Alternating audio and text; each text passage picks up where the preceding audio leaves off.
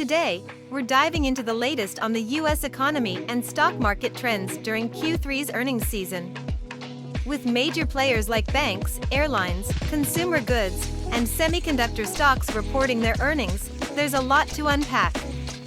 Let's start with the banking sector.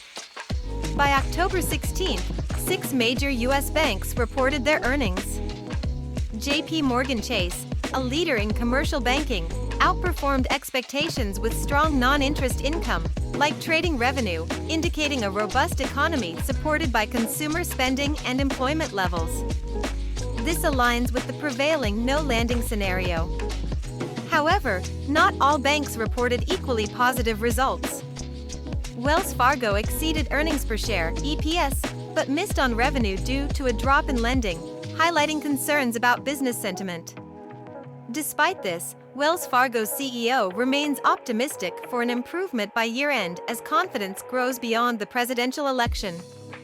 In contrast, Bank of America and Citigroup both exceeded expectations in EPS and revenue, thanks to strong trading activity and bond underwriting.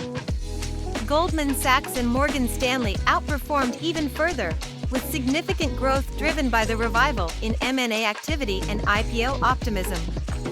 Next, the airline sector.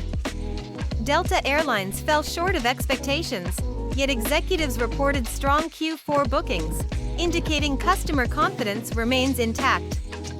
United Airlines exceeded expectations and expressed a positive outlook, with supply chain issues that impacted Q2 now resolved.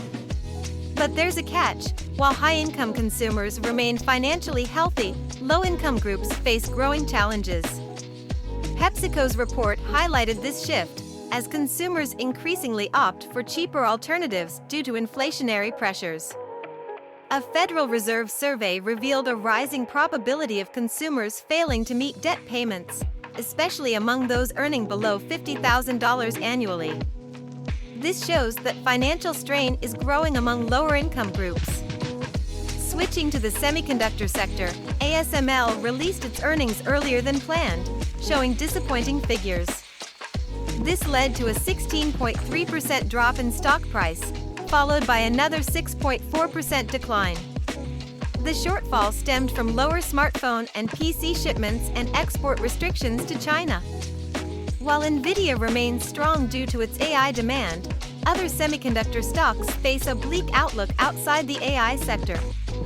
Lastly, let's touch on Bitcoin.